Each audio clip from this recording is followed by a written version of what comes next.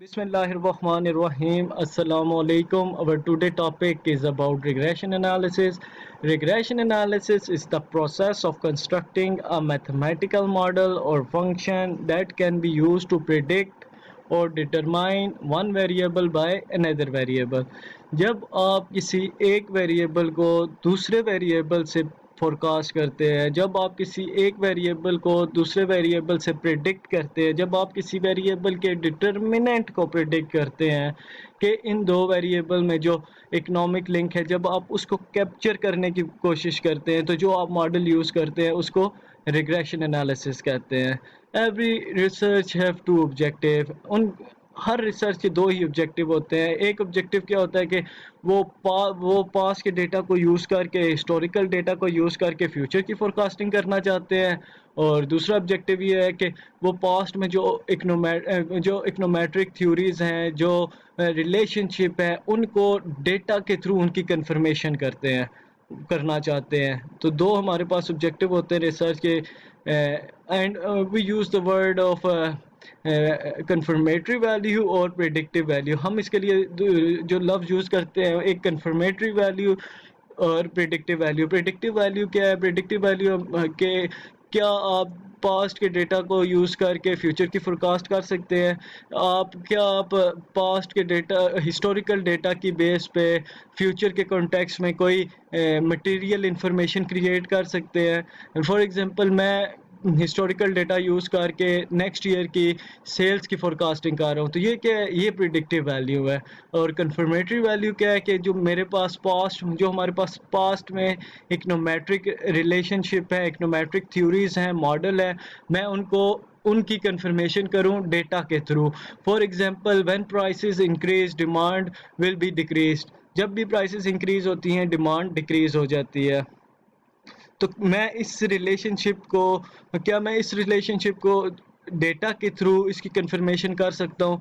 तो इन दो ऑब्जेक्टिव में से कोई भी एक ऑब्जेक्टिव होता है रिसर्च का।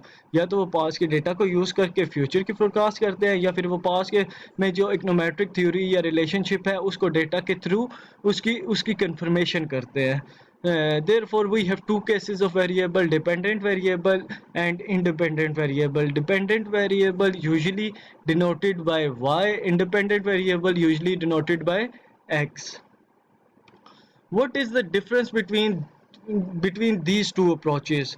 Deterministic regression model or probabilistic regression model? What is the difference between these two models or equation? Deterministic model और इक्वेशन में हमारे पास एरर टर्म मौजूद नहीं होता, एंड प्रोबेबिलिस्टिक रिग्रेशन मॉडल में हमारे पास एरर टर्म मौजूद होता है। तो डिटर्मिनिस्टिक जो रिग्रेशन, ये इक्वेशन हमें क्या बता रही है? ये हमें बता रही है कि x can explain 100% y। x क्या होता है? x हमारे पास इंडिपेंडेंट वेरिएबल्स होता है, और y dependent variable. It's mean independent variable can explain 100% dependent variable. कि हकीकत में ऐसा मुमकिन नहीं है। रिग्रेशन मॉडल जब भी हम यूज़ करते हैं, तो हम कौन सा वाला मॉडल यूज़ करते हैं? प्रोबेबिलिस्टिक मॉडल यूज़ करते हैं, कि जिसमें एरर टर्म साथ होती है। मैं आगे बताऊंगा ये एरर टर्म क्यों साथ हमें इंक्लूड करनी चाहिए। तो क्या आप कोई ऐसा मॉडल बना सकते हैं जिससे 100% पॉपुलेशन प्रिडिक्ट हो रही हो? तो आंसर इज़ नो। तो हमारे पास कुछ जो पोर्शन होता है वो एक्सप्लेन होता है, और कुछ पोर्शन हमारे पास अनएक्सप्लेन होता है। तो जो हमारे पास पोर्शन एक्सप्लेन होता है उसको हम क्या कहते हैं? उसको हम कहते हैं डिटर्मिनिस्टिक पोर्शन। और वो जो हमारे पास अनएक्सप्लेन होता है उसको हम कहते हैं प्रोबेबिलिस्टिक पोर्शन। तो ये डिटर्मिनिस्टिक मॉडल हमें क्या कहता है कि independent variable can explain 100% dependent variable, X can explain 100% dependent variable, X can explain 100% Y. कि इनमें जो हमारा इंडिपेंडेंट वेरिएबल है वो 100% एक्सप्लेन कर रहा है किसको?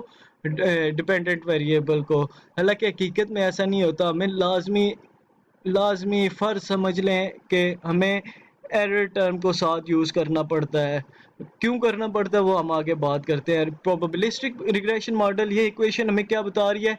x can explain y, but some portion will remain unexplain. That portion will part of error term. कुछ पोर्शन, वही अभी हमने कहा कि क्या हम ऐसा मॉडल बना सकते हैं जिससे 100% पॉपुलेशन को प्रिडिक्ट किया जाए, तो आंसर इज नो। तो कुछ पोर्शन हमारा अनएक्सप्लेन रह जाता है, जो कि किसका पार्ट होता है, एरर टर्म का पार्ट होता है। B naught and B one are population parameter. जब आप 100% एक्सप्लेन कर रहे हैं तो इसका मतलब 100% पॉपुलेशन प्रिडिक्ट हो रही है, तो जो आपका बी नॉट है और बी वन है वो पॉपुलेशन पैरामीटर है। एंड जब आपने 200 स्टूडेंट से डेटा इकट्ठा किया, जब आपने कोविड-19 के 500 केसेस से डेटा कलेक्ट किया, तो ये जो आपके पास दो कोफिशिएंट है, आप इनको गेमा नाम दे दे, जो भी नाम दे दे, ये they are estimated by sample statistics. हम पूरी पॉपुलेशन से नहीं इकट्ठा कर रहे, हम इसका जो आंसर आएगा वो पूरी पॉपुलेशन पे उसको फॉलो नहीं किया जा सकता, उसको एक्सेप्ट नहीं किया जा सकता, क्योंकि हमने they are estimated by sample statistics. आप किसी वेरिएबल के डिटर्मिनेंट ऑफ परफॉर्मेंस को कैलकुलेट कर रहे हैं, तो क्या आप कंपनी के स्पेसिफिक वेरिएबल से उसको 100% एक्सप्लेन कर सकेंगे? आप किसी वेरिएबल के डिटर्मिनेंट ऑफ परफॉर्मेंस को कैलकुलेट कर रहे हैं, तो क्या आप कंपनी के जो वेरिएबल्स हैं, स्पेसिफिक वेरिएबल से उनको 100% एक्सप्लेन कर लेंगे? तो आंसर इज़ नो, क्योंकि उस पे ओनरशिप का भी इफ़ेक्ट होता है, उस पे माइक्रो इकोनॉमिक वेरिएबल का भी इफ़ेक्ट होता है, उस पे गवर्नेंस का भी इफेक्ट होगा। तो हमारा कुछ पोर्शन जो है वो एक्सप्लेन होगा और कुछ पोर्शन अनएक्सप्लेन होगा। तो हम इसके लिए जो लफ्ज़ यूज़ करते हैं, कौन सा लफ्ज़ यूज़ करते हैं, प्रोबेबिलिस्टिक मॉडल यूज़ करते हैं। हम सिंपल सैंपल से वर्किंग करते हैं, हम सैंपल को लेके वर्किंग करते हैं और कुछ पोर्शन हमारा एक्सप्लेन हो जाता है। तो जो पोर्शन सैंपल ऑफ एक्सप्लेनेशन है, उसको हम फिर पॉपुलेशन पे मैप कर देते हैं कि जो हमारे सैंपल ने आंसर दिया है, हमारे सैंपल ने 60% एक्सप्लेन किया है। तो इसका मतलब हमने जो डेटा कलेक्ट किया था, रैंडमली कलेक्ट किया था पॉपुलेशन से, तो इसका मतलब कि ये 60% पॉपुलेशन को 60% पॉपुलेशन को 60% पॉपुलेशन का इससे एक्सप्लेन किया जा सके। मैं फिर बताता हूँ कि हम सैंपल से वर्किंग करते हैं एंड हमारा कुछ पोर्शन एक्सप्लेन हो जाता है, और जो सैंपल ऑफ एक्सप्लेनेशन हमारे पास आती है, हम उसको पॉपुलेशन पे, ओवरऑल पॉपुलेशन पे मैप कर देते हैं। हमारे सैंपल ने 60% एक्सप्लेन किया है, तो हमने पॉपुलेशन से रैंडमली डेटा कलेक्ट किया था, तो इसका मतलब जो हमारे पास 60% एक्सप्लेन है, ये पॉपुलेशन का 60% इससे एक्सप्लेन किया जा सकता है। पॉपुलेशन में 60% इससे एक्सप्लेन किया जा सकता है कि पॉपुलेशन का 60% जो आंसर है इससे एग्रीड है। And next slide is probabilistic regression model. क्यों इसे प्रोबेबिलिस्टिक मॉडल कहते हैं? y is equal to a plus coefficient 1x plus u mean error term। क्यों इसे प्रोबेबिलिस्टिक मॉडल कहा जाता है? वाले कल के हवाले से यानी फोरकास्टिंग के हवाले से यूज़ करते हैं, एक्सपेक्टेशन के लिए यूज़ करते हैं। जब हम कोई इक्वेशन रन करेंगे तो हमारे पास एक एक्सपेक्टेड वैल्यू आ जाएगी ई वाई। अब ये एक्सपेक्टेड वैल्यू ऑफ वाई आ जाएगी, तो जब हम रन करेंगे तो हमारे पास कोई एक्सपेक्टेड वैल्यू आ जाएगी। क्या ये एक्सपेक्टेड वैल्यू हमेशा एक्चुअल वैल्यू के इक्वल होगी? तो answer is no. For example, मैंने कल के स्टॉक मार्केट इंडेक्स की फोरकास्टिंग की, तो क्या कल का जो स्टॉक इंडेक्स मार्केट है वो मेरे एक्सपेक्टेड इंडेक्स के इक्वल होगा कल? तो क्या answer is no. It may be higher, it may be lower, it may be equal. तो हमारे पास आइडियली तो क्या होना चाहिए, एक्सपेक्टेड वैल्यू को एक्चुअल वैल्यू के इक्वल होना चाहिए, लेकिन ऐसा नहीं होता। नहीं होता इट वो ज़्यादा भी हो सकता है, कम भी हो सकता है और इक्वल भी आ सकता है। तो जो हम कहते हैं कि actual value will be equal to expected value plus error term. ये जो यू है ये एरर टर्म है। Actual value is equal to expected value plus error term अगर वो जो इसमें ये कौन सा पार्ट है, अगर जो इंक्रीज होगी वैल्यू या डिक्रीज होगी तो वो इसका पार्ट हो जाएगी। And actual value may be different from expected value may be different from actual value. The difference between actual and expected value is error term. ये जो error term है ये difference between expected value and actual value is called error term. जो हम expected value calculate की थी equation को use करके अपने सैंपल से हमने एक एक्सपेक्टेड वैल्यू हमने कैलकुलेट कर ली कि आइडियली क्या होना चाहिए, y को इज इक्वल होना चाहिए एक्सपेक्टेड वैल्यू के, मगर ऐसा नहीं होता। इट एक्चुअल एक्सपेक्टेड वैल्यू में be higher than actual value, expected value में be lower than actual value. तो हम उसके साथ क्या एरर टर्म को यूज़ करते हैं। The difference between actual and expected value is called error term. तो जो अब हमने ये जो थर्ड हमारे पास इक्वेशन है A plus coefficient X plus alpha, इसके दो पार्ट्स है। एक पार्ट हमारे पास ये पोर्शन है,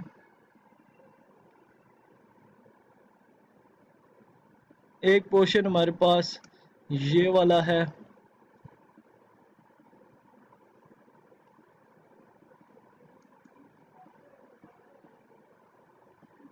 एक पोर्शन मेरे पास ये वाला है एंड सेकंड हमारे पास एरर टर्म है। ये पोर्शन हमारे पास क्या है ये हमारे पास क्या है डिटर्मिनिस्टिक पोर्शन जो कि एक्सप्लेन हो रहा है, और वो पोर्शन जो कि हम एक्सप्लेन नहीं कर सके उसकी मुख्तलिफ रीज़न है एक्सप्लेन। जो एरर टर्म क्रिएट होता है हमारा, वो हम नेक्स्ट वीडियो में इंशाल्लाह बात करेंगे। तो एंड सेकंड पोर्शन ये एरर टर्म का है। तो जब हम इन दो पोर्शन को इकट्ठा लिखते हैं तो ये हमारे पास प्रोबेबिलिस्टिक मॉडल कहलाता है। और एरर टर्म हमेशा रिग्रेशन मॉडल यूज़ करते हैं तो हम एरर टर्म हमेशा साथ लिखते हैं, क्योंकि ऐसा मुमकिन ही नहीं है कि हमारा इंडिपेंडेंट वेरिएबल 100% डिपेंडेंट वेरिएबल को एक्सप्लेन कर सके। कुछ ना कुछ इंफॉर्मेशन हमारे पास से मिस हो जाती है। हमने कोई फॉर एग्जांपल हमारा कोई वेरिएबल मिस हो गया जो कि बहुत इंपॉर्टेंट था। फॉर एग्जांपल आप लिक्विडिटी यूज़ कर रहे हैं तो लिक्विडिटी के लिए की का इम्पैक्ट देख रहे हैं तो लिक्विडिटी के लिए मुख्तलिफ वेरिएबल हैं, क्विक रेशो है, करंट रेशो है। तो आपने क्विक रेशो यूज़ किया तो अब करंट रेशो का जो इफेक्ट है लिक्विडिटी पे वो आपसे मिस हो गया। तो कुछ पोर्शन हमारा एक्सप्लेन हो जाता है, कुछ पोर्शन हमारा अनएक्सप्लेन रह जाता है। फॉर एग्जांपल आपने डेटा कलेक्ट किया है कम लोगों से, आपका सैम्पल साइज़ कम है जिसकी वजह से कोई इन्फॉर्मेशन रह गई हो।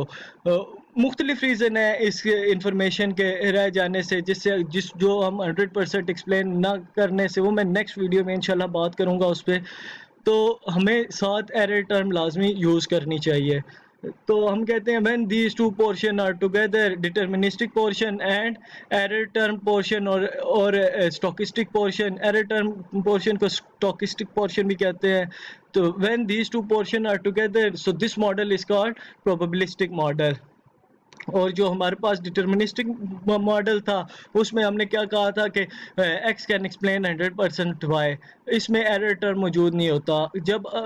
मगर ऐसा मुमकिन नहीं है कि आप 100% पॉपुलेशन को प्रिडिक्ट कर सके, ऐसा कोई मॉडल आप बनता ही नहीं है। एंड कुछ ना कुछ इन्फॉर्मेशन रह जाती है। यही अभी हमने जो बात की कि क्या कि आप एक वेरिएबल को कि आप एक वेरिएबल के परफॉर्मेंस के डिटर्मिनेंट ऑफ परफॉर्मेंस कैलकुलेट करने जा रहे हैं कि आप कंपनी के वेरिएबल से उसको 100% प्रिडिक्ट कर सकते हैं, तो आंसर नहीं हो, क्योंकि उस पर आंसर इज़ नो, क्योंकि उस पर किसका इफेक्ट है, उस पर शेयर होल्डर का इफेक्ट है, उस पर माइक्रो इकोनॉमिक वेरिएबल्स का इफेक्ट है, उस पर